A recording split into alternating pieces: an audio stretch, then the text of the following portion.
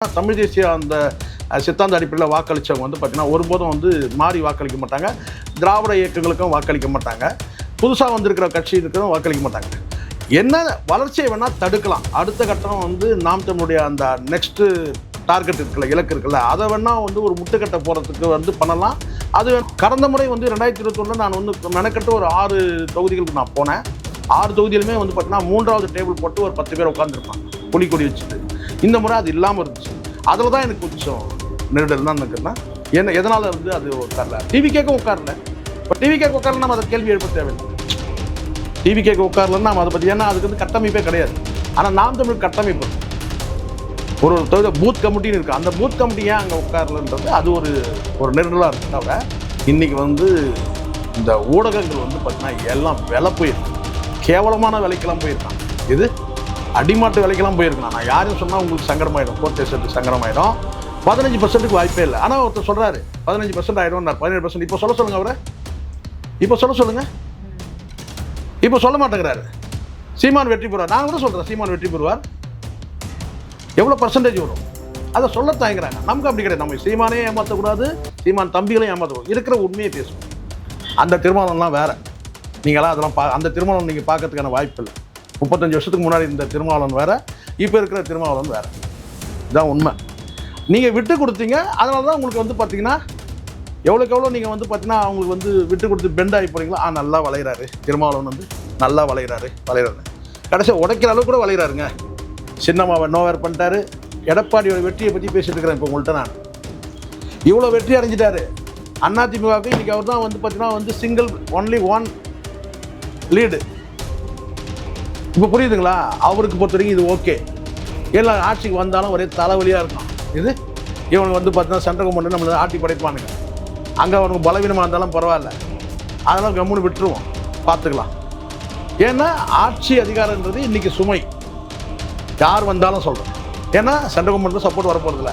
ஒரு 10 லட்சம் கோடி கடன், இன்னொரு 10 லட்சம் கோடி கடன் ஆக போகுது. அவ்வளோதான் ஆக போகுது.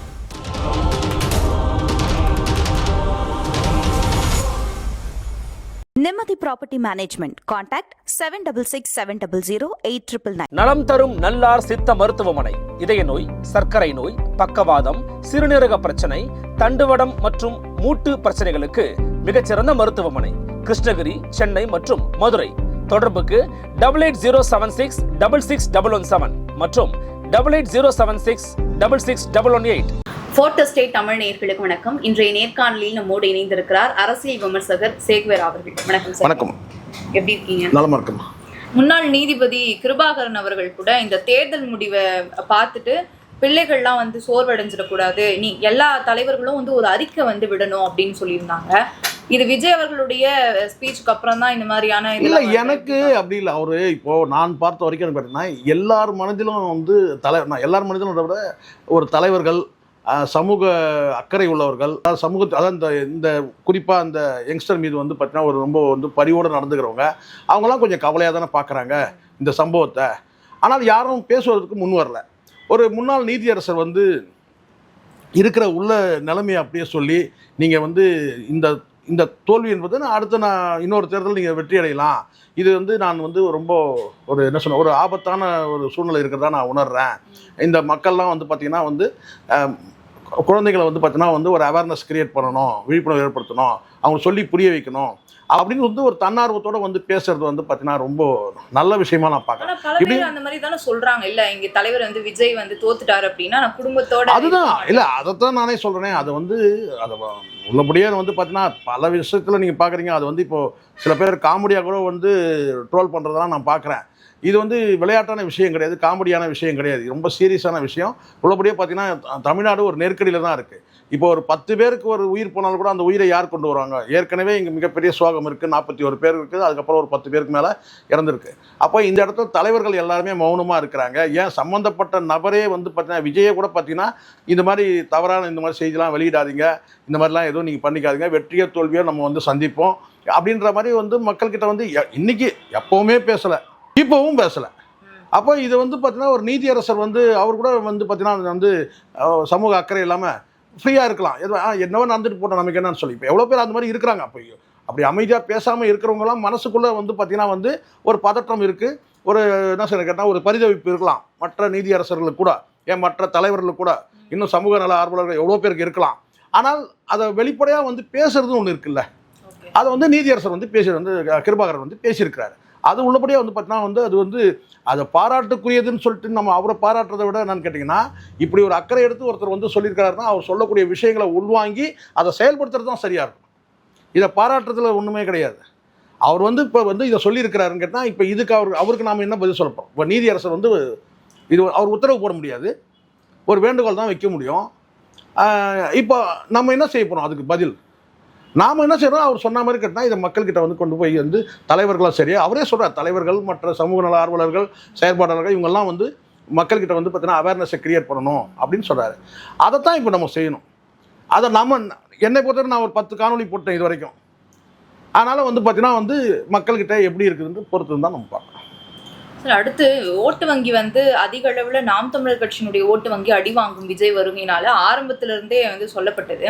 இப்ப எப்படி இருக்கும்னு நினைக்கிறீங்க? இல்லை, எனக்கு வாக்குகளை தக்க வச்சுப்பாங்கன்னு நினைக்கிறேன். ஏன்னா ஒரு முறை வந்து வாக்குன்றது வந்து பார்த்திங்கன்னா இது ஒரு ஸ்டாம்ப் மாதிரி வந்து நாம் தமிழ், ஏன்னா தமிழ் தேசிய அந்த சித்தாந்த அடிப்படையில் வாக்களித்தவங்க வந்து பார்த்திங்கன்னா ஒருபோதும் வந்து மாறி வாக்களிக்க மாட்டாங்க, திராவிட இயக்கங்களுக்கும் வாக்களிக்க மாட்டாங்க, புதுசாக வந்திருக்கிற கட்சி இருக்கிறதும் வாக்களிக்க மாட்டாங்க. என்ன வளர்ச்சியை வேணால் தடுக்கலாம். அடுத்த கட்டம் வந்து நாம் தமிழுடைய அந்த நெக்ஸ்ட்டு டார்கெட் இருக்குல்ல, இலக்கு இருக்குல்ல, அதை வேணால் வந்து ஒரு முட்டுக்கட்டை போகிறதுக்கு வந்து பண்ணலாம். அது வேணால் நடக்கிறதுக்கு வாய்ப்பு இருக்குது. ஏன்னா வழக்கமாக சீமான் அவர்களுக்கு வந்து ஒவ்வொரு முறையும் வந்து பார்த்திங்கன்னா வந்து திராவிட இயக்கங்களுக்கு வந்து மாறி அதாவது மாற்று சக்தியாக வந்து வேணும்னு சொல்லி சிந்திக்கிறவங்க நாம் தமிழுக்கு வாக்களித்தாங்க. அதில் வந்து ஒரு சின்ன ஒரு சுணக்கம் ஏற்பட்டது கமலஹாசன் வந்தபோது. இப்போ கமலஹாசன் களத்தில் இல்லைன்னாலும் கூட பார்த்தீங்கன்னா அந்த கமலஹாசனை இன்னொருத்தர் வந்து ஆக்குபை பண்ணியிருக்கிறார். அப்போ அவரு என்ட்ரினால நாம் தமிழருடைய ஓட்டு கண்டிப்பா ஏன்னா 2 திராவிட இயக்கங்களுக்கும் வந்து பார்த்தீங்கன்னா வந்து ஒரு மாற்றாக வந்து பார்த்தீங்கன்னா இங்கே வந்து நாம் தமிழ் தான் இருக்கிறாங்க. அப்போ அந்த மாற்று சக்தி வளரட்டும்னு நினைக்கிறவங்க, அந்த மாற்று சக்தி வேணும்னு நினைக்கிறவங்க, அவர்களுடைய வருகைக்கே வந்து நாம் தமிழர் ஓட்டு வங்கி அடி வாங்குச்சு அப்படின்னா இப்ப விஜய் அவர்கள் அதைத்தான் நான் வாக்கு அடி வாங்குன்னு சொல்ல விட அப்படி அந்த மொழி சொல்லலாம் கூட பார்த்தீங்கன்னா வளர்ச்சிக்கு தடை, அடுத்த கட்ட வளர்ச்சிக்கு. இப்போ வந்து நாம் தமிழ் வந்து 8% வாக்குகள் வாங்கிட்டாங்க. 8% அப்படியே இருக்குமா இல்லை குறையுமா? குறையறதுக்கான வாய்ப்பு இல்லை, அந்த வாக்குகள் தக்க வச்சுக்கிறதுக்கான வாய்ப்பு இருக்குது, மாறி போகிறதுக்கான வாய்ப்பு இல்லை. இன்னொரு பக்கம் என்ன சொல்லலாம்னு கேட்டால், அந்த வழக்கமாக அந்த மாற்றி வாக்களிக்கிறதுன்னு ஒன்று இருக்குல்ல, ஒவ்வொரு தேர்தலில் வந்து பார்த்தீங்கன்னா 2 திராவிட கட்சிகள் மாறி மாறி வாக்களிக்கிறோம் அப்படின்னா, அப்போ அந்த ஒரு முறை வந்து பார்த்தீங்கன்னா நம்ம நாம் தமிழுக்கு வாக்களிச்சிட்டோம், இந்த முறை வந்து பார்த்திங்கன்னா நம்ம வந்து இவங்களுக்கு வாக்களிக்கலாம், டிவிகேக்கு வாக்களிக்கலாம் அப்படின்னு நினச்சாங்கன்னா குறையறதுக்கான வாய்ப்பு இருக்குது. பட் எனக்கு தெரிஞ்சு வந்து கேட்டால் இந்த தேர்தலில் வந்து பார்த்திங்கன்னா அடுத்த இலக்க போகலன்னா கூட பார்த்தீங்கன்னா அவருடைய வந்து நாம் தமிழ் வாக்குகள் வந்து செதறாதுன்னு தான் நினைக்கிறேன். அந்த வாக்குகளை அவர் பெற்றுக்கொள்ளலாம், அந்த பெரிய அளவுக்கு வந்து ஒரு டேமேஜ் எதுவும் இருக்காது. காரணம் கேட்டால் அதே உழைப்பு வந்து மீண்டும் வந்து விதைச்சிருக்கிறாரு சீமான், அதில் எங்கேயும் குறையே கிடையாது, எந்த இதுவும் கிடையாது. ஆனால் இந்த இடத்துல ஒரே ஒரு சின்ன எனக்கு ஒரு நெருடல் மட்டும் இருந்தது, அதை நான் இங்கே பதிவு பண்ண கேட்டேன்னா, களத்தில் வந்து போய் பார்க்கும்போது பார்த்தீங்கன்னா அந்த வழக்கமாக அந்த நாம் தமிழர் பூத் இருக்குல்ல, அந்த பூத்தில் வந்து பார்த்தீங்கன்னா பல இடங்களில் பூத் இல்லாமல் இருந்துச்சு. அதுதான் அது எதனாலன்றது அது நாம் தமிழ் கட்சி தான் ஆய்வு செய்யணும். பல இடங்களில் அந்த பூத் இல்லை. கடந்த முறை வந்து 2021 நான் வந்து மெனக்கட்டு ஒரு 6 தொகுதிகளுக்கு நான் போனேன். 6 தொகுதியிலுமே வந்து பார்த்தீங்கன்னா 3வது டேபிள் போட்டு ஒரு 10 பேர் உட்காந்துருப்பாங்க புலிக்கொடி வச்சுட்டு. இந்த முறை அது இல்லாமல் இருந்துச்சு. அதில் தான் எனக்கு கொஞ்சம் நெருடல் தான் நினைக்கிறேன்னா, என்ன எதனால் வந்து அது உட்காரல, டிவிகேக்கும் உட்காரல. பட் டிவிகேக்கு உட்காரல நம்ம அதை கேள்வி எழுப்ப தேவையில்லை. டிவிகேக்கு உட்காரலன்னா நம்ம அதை பற்றி, ஏன்னா அதுக்கு வந்து கட்டமைப்பே கிடையாது. ஆனால் நாம் தமிழ் கட்டமைப்பு இருக்குது, ஒரு தொகுதி பூத் கமிட்டின்னு இருக்குது. அந்த பூத் கமிட்டி ஏன் அங்கே உட்காரலன்றது அது ஒரு நெருடலாக இருக்குது. தவிர எனக்கு தெரிஞ்ச பெரிய சேதாரம்லாம் இருக்கிறதுக்கு வாய்ப்பு இல்லை. அந்த 8%ன்றது வந்து பார்த்தீங்கன்னா வந்து அப்படியே நின்றுடுவோம்னு நினைக்கிறேன். அதை தாண்டி போகிறதுக்கான வாய்ப்பு இல்லை. ஏன்னா இங்கே வந்து ஒரு சலசலப்பு இருக்குது இல்லையா. பட் எப்படி இருந்தாலும் வந்து பார்த்தீங்கன்னா அந்த இது விஜய் பெறக்கூடிய அந்த வாக்குகள் எல்லாமே வந்து ஒரு தற்காலிகமான அந்த வாக்குகளாக தான் இருக்கும் நான் நினைக்கிறேன். சரி, இன்று மாலை 6:30 மணிக்கெல்லாம் வந்து தேர்தலுக்கு பிந்தைய ஒரு கருத்து கணிப்பு வெளியாகும். அதுல வந்து தெரிஞ்சுக்கலாமா யார் வெற்றியாளராக இருப்பாங்க? எனக்கு வந்து பார்த்தீங்கன்னா அதில் வந்து ஏன்னா இன்னைக்கு நான் வெளிப்படையாக பேசுகிறேன், தயவுசெய்து வெரி சாரி நான் சொல்லிடுறேன். இன்னைக்கு வந்து இந்த ஊடகங்கள் வந்து பார்த்தீங்கன்னா எல்லாம் விலை போயிருக்கு, கேவலமான விலைக்கெல்லாம் போயிருக்கான். இது அடிமாட்டு விலைக்கெல்லாம் போயிருக்கான். நான் யாரையும் சொன்னால் உங்களுக்கு சங்கடமாயிடும், 4th எஸ்டேட்டுக்கு சங்கடமாயிடும். எனக்கு வந்து நிறைய செய்திகள் நிறைய நியூஸ் வருது, நான் அதை சொல்லி கொச்சப்படுத்துறதுக்கு நான் விரும்பலை. இந்த தேர்தலையே வந்து பார்த்திங்கன்னா அந்த ஊடகங்களில் பேசக்கூடிய நபர்களையே வந்து ஆதரவாக பேசக்கூடிய நபர்களே வலை வீசி அமௌண்ட்டை வாங்கி அடக்குனாங்க. அது திமுக தரப்புலையும் செஞ்சாங்க, அதிமுக தரப்புலையும் செஞ்சாங்க, டிவிகே தரப்புலையும் செஞ்சாங்க. அப்போ அதே தானே வந்து இங்கே இருப்போம். இங்கே நான் வந்து விஜய்க்கு எதிராக வந்துச்சுன்னு அப்போ இதுதான் கரெக்டுன்னு சொல்ல மாட்டேன். திமுகவுக்கு வந்து பார்த்தீங்கன்னா ஆதரவாக வந்து எக்ஸிட் போலிங் வந்துருக்கு அப்படி சொன்னால் அதையும் நான் வந்து கைத்தட்டி ஆரவாரம் செய்வேன். ஏன்னா 3 கட்சிகளுமே வந்து ஊடகங்களில் பேசுகிறவங்களையே குத்தகைக்கு எடுத்தாங்க 3 மாதத்துக்குன்னு. நான் வந்து விலை பேசப்பட்டேன். நான் தினமும் உறுதியாக நின்னேன், எனக்கு வேண்டாம். பேசுகிறதுக்கு 2 கட்சிகள், பேசாமல் இருக்கிறதுக்கு வந்து பார்த்திங்கன்னா வந்து ஒரு கட்சி, புதிய கட்சி. அப்போ நான் இருந்தேன். அப்போ எனக்கு வந்து நான் அந்த தெளிவான பார்வை சொன்னேன். இங்கே பல நீதிமான்கள் மாதிரி பல பேர் பேசுகிறாங்க இல்லையா, அந்த ஊடகவியாளர் பத்திரிகையாளர்கள் பேசுகிறாங்க இல்லையா, அவங்கெல்லாம் வந்து பார்த்திங்கன்னா வந்து ஒவ்வொருத்தரும் ஒவ்வொரு ரூட்டில் வந்து வேலை போனவங்க தான். அப்போது இவங்கெல்லாம் யார்கிட்ட வேலை செய்கிறாங்க அப்படின்றத பாருங்கள். இவங்கெல்லாம் வந்து யார்கிட்ட வேலை செய்கிறான்னு கேட்டால் இந்த பிரபலமான பத்திரிகை, அது நீங்கள் விகடனா எடுத்துங்க, அது என்ன பத்திரிகைனா நீங்கள் எடுத்துங்க, எந்த தந்தினா எடுத்துங்க, எல்லாமே எடுத்துங்க. இவங்க எல்லாமே அதுக்குள்ளே தான் அடங்குறாங்க. அப்போ இவங்க வந்து பார்த்து இப்போ நானே சொல்கிறேன். இப்போ நீங்கள் கேட்டீங்க நான் எவ்வளோ நேரம் ஆகும், நீங்கள் கேட்டிங்கல்ல நாம் தமிழுக்கு வந்து எவ்வளோ சார் வரும்னு சொன்னேன். நான் ஒரு 15% சொன்னால் நீங்கள் என்ன சொல்ல போகிறீங்க? ஓ அப்படியா சார்? ஆனால் நமக்கு வந்து பார்த்தீங்கன்னா உண்மையை பேசணும்ல, நேர்மையாக பேசணும்ல. 15%க்கு வாய்ப்பே இல்லை. ஆனால் ஒருத்தர் சொல்கிறாரு 15% ஆகிடும்னார், 17%. இப்போ சொல்ல சொல்லுங்கள் அவரை, இப்போ சொல்ல மாட்டேங்கிறாரு. சீமான் வெற்றி பெறுவார். நான் கூட சொல்கிறேன் சீமான் வெற்றி பெறுவார். எவ்வளோ பர்சன்டேஜ் வரும் அதை சொல்ல தயங்குறாங்க. நமக்கு அப்படி கிடையாது. நம்ம சீமானே ஏமாற்றக்கூடாது, சீமான் தம்பிகளையும் ஏமாற்றக்கூடாது. இருக்கிற உண்மையை பேசணும். நமக்கு என்ன இருக்கலாம், ஏக்கம் இருக்கலாம். ஐயோ தமிழ் தேசியம் வந்து பார்த்திங்கன்னா வந்து தோற்று போகுது, 2 திராவிட கட்சிகளோட தோற்று போகுது, இன்னொரு நடிகன் கட்டியே தோற்று போகுது அப்படின்னு நம்ம நினைக்கலாம், பரிதவிக்கலாம். ஆனால் நாமளும் நம்ம ஏமாற்றிக்கூடாதுல்ல. ஸோ அதனால சொல்கிறேன்னு கேட்டால் இந்த எக்ஸிட் போலிங்கை பொறுத்த வரைக்கும் எனக்கு வந்து பார்த்திங்கன்னா வந்து அவங்க சொல்கிறத முழுமையாக எடுத்துக்க முடியாது. உண்மைக்கு நெருக்கமாக அப்படி ஏதாவது வந்ததுன்னா பார்க்கலாம். இங்கே உண்மைன்னு ஒன்று இருக்குது, உண்மைக்கு நெருக்கம்னு ஒன்று இருக்குது, உண்மைக்கு வந்து பார்த்தீங்கன்னா மாறாகன்னு ஒன்று இருக்குது. இதுதான் வரப்போகுது எக்ஸிட் போலிங்கில். இது உண்மை வரப்போகிறதில்ல. இது உண்மைக்கு நெருக்கமாக இருக்குது, உண்மைக்கு வந்து பார்த்தீங்கன்னா மாறாக இருக்குது. இது 2 தான் வரப்போகுது. உண்மை வரப்போகிறதில்ல. சரிங்களா? உண்மை நம்ம பேசினா நம்ம குரலும் வரப்போகிறதில்ல. நேற்று வரைக்கும் வந்து பார்த்தீங்கன்னா பாண்டேக்கு பயமாக இருக்குது. அவர் வாயை விட்டார். என்ன சொல்கிறாருன்னு கேட்டிங்கன்னா 10 தொகுதி கூட ஜெயிக்காது. 10 தொகுதி ஜெயிச்சாக்க நான் பேசுறதே நிறுத்திட்டேன்னு சொல்லி பாண்டே சவால் விட்டாரு. இப்போ பாண்டே வந்து பார்த்தசாரதி கோயிலுக்கு போயிட்டு இருக்கிறாரு. ஏன் 10 தொகுதி ஜெயிக்கூடாது? இப்போ புரியுதுங்களா? நமக்கு அந்த எண்ணிக்கை கூட வேலை. நான் சொல்கிறேன் ஆளுங்கட்சி திமுக வரும். என்னுடைய பிரயாசம் இல்லை, ஆனால் இதுதான் கள நிலவரம். ஆளுங்கட்சி வரும். அதுக்கு காரணங்களும் நான் எடுத்து வச்சிட்டேன். அதிகாரம் இருக்குது, ஆட்சி அதிகாரம் மிகப்பெரிய பலம். அதுக்கு பிறகு வந்து பார்த்தீங்கன்னா பணபலம் இருக்கு. அதிகாரத்துக்கு எதிராக மக்கள் மனநிலையும் இருக்குல்ல. மக்கள் தான் அந்த 8000 ரூபாய் டோக்கன் கொடுத்துட்டாங்கம்மா. இதுலயே மக்கள் வந்து உண்மை அப்படிதானம்மா. இன்னைக்கு ஜெயிக்கிற கட்சி எப்படிமா ஜெயிச்சுட்டு இருக்கிறாங்க நீங்க சொல்லுங்க. 5000 ரூபாய் அக்கௌண்ட்ல போட்டாரு, 8000 ரூபாய் டோக்கன் கொடுக்குறேன்றாரு. மக்கள் அப்படி ஆயிட்டாங்கல்லம்மா. ஓவனே திடீர்னு விடிய காலில் வந்து பார்த்தீங்கன்னா ஒரு அக்கௌண்ட்லேயும் 5000 ரூபாய் இருக்குது. மக்கள் அப்படி தானே இருக்கிறாங்க. அதாண்டி வந்து பார்த்தீங்கன்னா வந்து தேர்தலுக்கு பிரச்சாரம் பண்ணதுலேயும் முதல் வரிசையில் பணம் கொடுத்த முதல் வரிசையில் திமுக தான் இருக்குது. பணம் கொடுத்த முதல் வரிசையில் திமுக தானே இருக்குது. கூட்டணி எண்ணிக்கையில் திமுக தானே இருக்குது.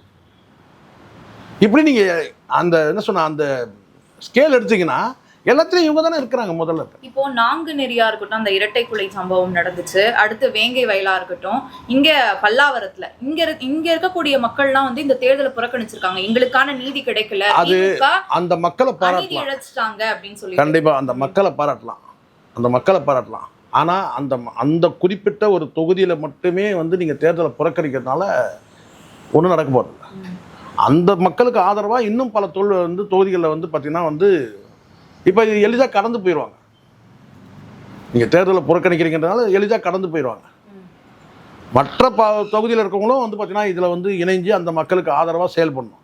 அது நீங்கள் மற்ற தொகுதி மக்கள் அது வந்து செய்யல அப்படின்னு 2வது பட்சம். கரெக்ட். ஆனா திமுக கூட்டணியில் இருக்கக்கூடிய இது இடதுசாரி கட்சிகளா இருக்கட்டும், யாருமே அறிக்கை விடவே. அவங்கதான் அன்புமணி ராமதாஸ் அவர்கள் தான் இது தொடர்பா ஒரு அறிக்கையை விட்டுருக்காங்க. அங்கதான் வந்து அவங்க வந்து கிட்டத்தட்ட ஒரு பாண்டட் லேபர்ஸ் மாதிரி இருக்கிறாங்கல்ல, கொத்தடிமை மாதிரி.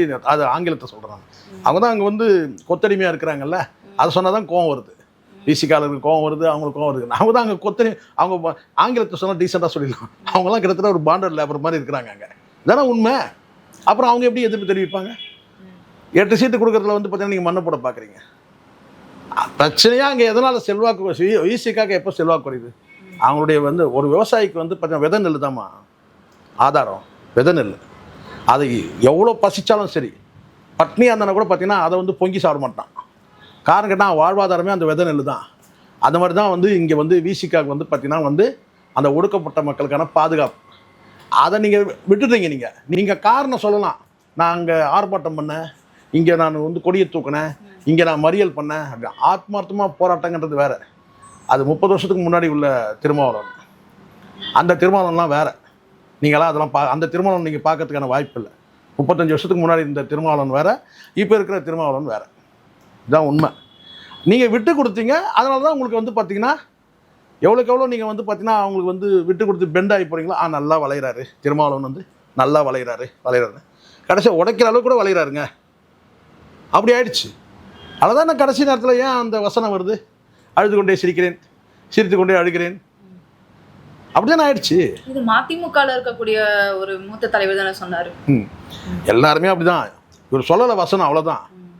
இவரும் முன்னாள்லாம் அறிக்கை விடலையா, வளர விடலை, தடுக்கிறாங்க, உற்சாகப்படுத்தல, ஊக்கமூட்டல. அதெல்லாம் கிட்டத்தட்ட அதுதானே அர்த்தம். அதுதானே.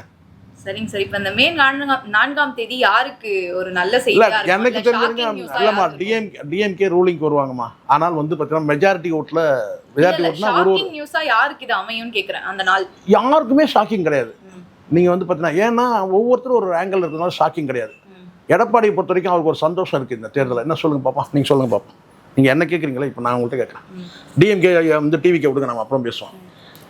எடப்பாடிக்கே இதில் ஒரு சந்தோஷம் இருக்குது இந்த தேர்தலில். என்ன சொல்லுங்க பாப்பா. தெரியலையே. அட என்னன்னா நடக்கட்டும்பா. இந்த ஓபிஎஸ்சி தொல்லை இனி கிடையாது. அங்கே போய் ஐக்கியமாயிட்டார். அதே மாதிரி வந்து சின்னம்மாவும் தனி கட்சி தொடங்கிட்டாங்க. இனி அதிமுக பங்கெடுக்க வர முடியாது. இனி I am only one owner of ADMK. அது சந்தோஷம் தானே. இந்த தேர்தல் நடந்துச்சா? 31 பார்த்துக்கலாம், விடுங்க. அந்த பையன் எவ்வளவு வாங்கியிருக்கான்? கொஞ்சம் டிஃபரன்ஸா இருக்கு. எல்லா தொகுதிகளிலும் போய் திமுக முன்னாடி போய் பிரச்சாரத்தை தொடங்குறாரு. எல்லா தொகுதியும் போய். அப்ப அதுக்காக நீங்க என்ன செய்யணும்னு நினைக்கிறீங்க? அவர் வீட்டுக்குள்ளே போய் முடங்கணும்னு நினைக்கிறீங்களா? இல்ல, அதிகாரத்தை கைப்பற்றுறதுக்காக. அதெல்லாம் கிடையாது. அதிகாரத்தை அவருக்கு உள்ளபடியே அவருக்கு தெரியும். அவருக்கு இப்போ இந்த கணக்கெல்லாம் போட்டு கொடுக்காம இருப்பான் ஸ்ட்ராட்டஜிஸ்ட். இந்த மனநிலையில இருக்கிறவரு ஏன் வந்து எல்லா தொகுதியும் போய் சிரமப்படணும்? அப்படி கிடையாது. தனக்கான வாக்குகளை வந்து பாத்தீங்கன்னா அவர் நிரூபிச்சு ஆகணும் இல்லையா? அந்த வெற்றின்ற இலக்க அடிப்படை. ஏன்னா அவருக்கு நல்லா தெரியுமா, அட நம்ம நீங்கள் ரூலிங் போட்டாலும் இவனுக்கு தொல்லை தாங்க முடியாது, இந்த பிஜேபிக்காரன் தொல்லை. அங்கேருந்து தொல்லை கொடுத்துட்டே இருப்பானுங்க. அதை விட நம்ம எதிர்க்கிருந்து விளையாடுவோம். இது அவங்களே ஆளுங்கட்சியாக இருக்கட்டும். அப்ப மாவட்டத்துக்கு ஒரு கூட்டத்தை போட்டு போயிட்டே இருக்கலாமே. இல்லைம்மா, நான் சொல்றது உண்மை, அடிப்படையில் உண்மை. அது நீங்கள் நல்லா புரிஞ்சுக்கிட்டா தெரியும். அவர் என்ன நினைப்பார் தெரியுமா? இவங்க கூட கூட்டணிக்கு வேணான்னு சொன்னாலும் இது அவருக்கு என்ன கேட்டிங்கன்னா, அவருடைய அரசியல் எதிரிகள்லாம் காலி பண்ணிட்டாரு. ஓபிஎஸ்ஸை காலி பண்ணிட்டாரு. டிடிவியை தூக்கி மடியில் போட்டுட்டாரு. இது இனி டிடிவி எதிர்த்து பேச முடியுமா? இபிஎஸ் எதிர்த்து பேச முடியுமா? இபிஎஸ்கே வந்து டிடிவிக்கே வந்து பார்த்தீங்கன்னா வந்து சீட்டு பிச்சை போகிற இடத்துல வந்துட்டார். இந்த பக்கம் எதிர்த்து பேசுகிற அண்ணாமலை கிடையாது. ஒரே வார்த்தை சொன்னார், பிடிஆர் சொன்னார் பாருங்க. யாருங்க அண்ணாமலை பற்றி தான் பேசுங்க? அவர்னா ஒரு கட்சி பார்ட்டியோட லீடரா? அவர் யார்? எம்எல்ஏவா, எக்ஸ்எம்எல்ஏவா? யாருங்க அவரை பற்றி பேசுங்க? அப்போ புரியுதுங்களா? அப்போது இந்த இடத்துல வந்து அண்ணாமலை நோவேர் பண்ணிட்டாரு, சின்னம்மாவை நோவேர் பண்ணிட்டாரு. எடப்பாடியோட வெற்றியை பற்றி பேசிட்டு இருக்கிறேன் இப்போ உங்கள்கிட்ட. நான் இவ்வளோ வெற்றி அடைஞ்சிட்டாரு அதிமுகவுக்கு. இன்னைக்கு அவர் தான் வந்து பார்த்தீங்கன்னா வந்து சிங்கிள் ஒன்லி ஒன் லீடு. இப்போ புரியுதுங்களா? அவருக்கு பொறுத்த வரைக்கும் இது ஓகே. எல்லா ஆட்சிக்கு வந்தாலும் ஒரே தலைவலியாக இருக்கும். இது இவனுக்கு வந்து பார்த்தீங்கன்னா சென்ட்ரல் கவர்மெண்ட் நம்மளை ஆட்டி படைப்பானுங்க. அங்கே அவனுக்கு பலவீனமாக இருந்தாலும் பரவாயில்ல, அதெல்லாம் கம்முன்னு விட்டுருவோம், பார்த்துக்கலாம் அப்படின்னு அந்த எண்ணத்தில் இருக்கிறார். இப்போ இவன் வேற வந்து வரலாம். இவன் வித்தை எவ்வளோதான் பார்த்துருந்தான். இவன் வந்து ஒரு குரங்கு வித்தை காட்டுறான்ல, யார்? விஜய். அதையும் தான் பார்த்துருவோம், எவ்வளோ தான் எடுக்கிறான்னு சொல்லி பார்த்துருவோம். ஸோ அந்த எண்ணத்தில் இருக்காமா. ஒவ்வொருத்தரும் ஒரு ஆங்கிள் இருக்கு. இதுதான் உண்மை. இப்போ நான் இப்படி சொல்லுங்க. இப்போ நீ இப்போ டிஎம்கே ஜெயிச்சுட்டு வந்துருச்சு, ரூலிங் அவங்க தான் வராங்க. ரூலிங் வந்து உட்காந்துடலாம். ஆனால் வந்து ஏற்கனவே வாங்கின அந்த வாக்கு சதவீதம் குறைஞ்சி, எண்ணிக்கையிலையும் குறைஞ்சி, இல்லை வேறு வழி இல்லாமல் வந்து பார்த்தீங்கன்னா வந்து சிங்கிள் மெஜாரிட்டி கிடைக்காம இந்த கூட்டணி கட்சி தயவில் வந்தால் அவங்க எவ்வளோ தலைவலி வந்து சுமக்கணும் சொல்லுங்கள். சரி, இங்கே 2 பேருமே வேணா நீங்கள் சொல்கிற மாதிரி, நீங்கள் விருப்பப்படுற மாதிரி பார்த்தீங்கன்னா வந்து டிவிக்கே ரூலிங்க்கு வருது. இது டிவிக்கே ரூலிங் வரதா வச்சுங்களா. ஆட்சி ஒன்றும் அதிகாரம் அனுபவம் ஒன்றுமே கிடையாது. உள்ளே வந்து உட்காந்தாலும் பார்த்தீங்கன்னா அவன் பிச்சு பிடுங்குவான். இது தினம் ஒரு கண்டென்ட் கிடைக்குது நமக்கு, எக்கச்சக்கமான கண்டென்ட் கிடைக்கும் நமக்கு. இது அப்படி நடக்காது. அப்படி தான் இப்போ புரியுதுங்களா? இதெல்லாம் கேட்கும் போது உங்களுக்கு இல்லை சார் யாருமே ரூலிங் யாருமே அப்போ யார் தான் ரூலிங் வருவாங்க அப்படி ஒரு எண்ணம் வருது இல்லை உங்களுக்கு? இப்படி கேட்கும் போது எப்படி வருது? இதுக்கெல்லாம் முக்கியமா வந்து விஜய் ஃபேக்டர் தான். இப்போ புரியுதுங்களா? மொத்தம் எனக்கு ஆட்சிக்கு வந்தாலே தலைவலி தான் அப்படி நினச்சி பாருங்க.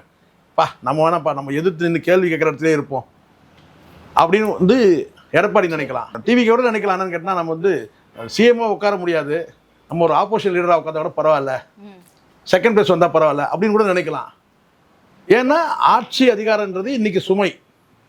யார் வந்தாலும் சொல்கிறேன். ஏன்னா சென்ட்ரல் கவர்மெண்ட்டில் சப்போர்ட் வரப்போகிறதில்ல. ஒரு 10 லட்சம் கோடி கடன், இன்னொரு 10 லட்சம் கோடி கடன் ஆக போகுது, அவ்வளோதான் ஆக போகுது. ஏன்னா சென்ட்ரல் கவர்மெண்ட் சப்போர்ட் கிடைக்க போகிறதில்ல. டிஎம்கே வந்தால் கூட அதுவும் ஏற்கனவே உள்ள அந்த மெஜாரிட்டி இல்லாமல் மைனாரிட்டி இருந்தால் அவங்களுக்கு சிக்கல் தான். அப்போ நீங்கள் பாருங்கள், இப்போ யாருக்கு பெயின் நீங்கள் நினைக்கிறீங்க? ரூலிங்க்கு வரவங்க தான். ஆனால் அந்த ரூலிங்க்கு வரதுக்கு தான் இப்போ ஏகப்பட்ட சண்டை நடந்துருக்குது. எது நீயா நானா அப்படின்னு சொல்கிறேன். இப்போ யார் வந்து உட்காந்தாலும் சிக்கல், யார் வந்து உட்காந்து சிக்கல். ஏன்னா மைனாரிட்டி மட்டும் கிடையாது, சென்ட்ரல் கவர்மெண்ட்டில் யார் இருக்கிறாங்க அதான் அவங்க நினைக்கிறாங்க. அட எம்எல்ஏ வந்தால் வரணும், வரலன்னா என்ன? பிஜேபி பொறுத்த இப்போ ஏதாவது உத்வேகம் இருக்கா அவங்களுக்கு? இந்த எம்எல்ஏக்கள் ஜெயிக்கிறது ஏதாவது அக்கறை இருக்கா அவங்களுக்கு? சொல்லுங்க பார்க்கலாம். அப்படி ஏதாவது பிரச்சாரம் இந்த முறை ஏதாவது நடந்தாமா? நீங்கள் சொல்லுங்கள். மோடி ஏதாவது வந்தாரா? ஏதாவது குறைஞ்சு அதெல்லாம் வந்து ஃபார்மாலிட்டி தான். ஆனால் உள்ளபடியே ஜெயிக்கணுன்றதுக்காக ஏதாவது ஒரு பிரச்சாரங்களை முன்னெடுத்தாங்களா? நீங்களே சொல்லுங்கள். கிடையவே கிடையாது. முன்னாடி இருந்த அந்த இது கூட கிடையாது. அவங்களுக்கு இந்த தேர்தலை பற்றி அவங்களுக்கு கணக்கு கிடையாது. இந்த தேர்தலை பொறுத்த வரைக்கும் அவங்க அடுத்து தான். ஏன்னா அவங்க நிற்க வைக்கிறதே வந்து விஜய் பார்த்துக்கிறாரு. அவங்க பண்ண வேண்டிய வேலைலாம் விஜய் பார்த்துக்கிறாரு. இதுதான் உண்மை. இப்போ அவங்கன்னா எம்பி எலெக்ஷன் போது பார்த்துக்கலாம். இவனை ரொம்பவும் விட்டுறக்கூடாது, இல்லைனா ஜனநாயகம் படம் வெளியே வந்திருக்கும். இவனை இழுத்து பிடிக்கணும். அந்த படம் வந்ததுனால இன்னும் வந்து பார்த்தீங்கன்னா வந்து ஹைப் கிரியேட் ஆகும். அந்த படத்தை அமைக்க வச்சாங்க. இப்போ என்ன வந்து சிரஞ்சீவி எப்படி வந்து பார்த்தீங்கன்னா காங்கிரஸை கொண்டு போய் சேர்த்தோன்னா அதே மாதிரி இவன் வந்து நம்மகிட்ட வந்து சேர்த்தணுன்ற எண்ணம் தான் அவங்களுக்கு. பிஜேபி ஒரு நாள் பிஜேபியோட வந்து விஜய் வந்து ஒன்று அஃபிலியேட் ஆகணும், அப்படின்னா வந்து அலைன்ஸ் போகணும். ரெண்டு நடக்கும். ஒன்று அஃபிலியேட் ஒன்று இணையணும், அல்லது வந்து கூட்டணி வைக்கணும். ரெண்டுத்தில் ஒன்று நடக்கும். நீங்கள் பொறுத்து வந்து பாருங்கள். சரி, பார்க்கலாம். மே 4ஆம் தேதி என்ன நிலவரம் அப்படின்னு தெரிஞ்சிடும். நிறைய கருத்துக்களை பகிர்ந்தமைக்கு நன்றி சார். நன்றி.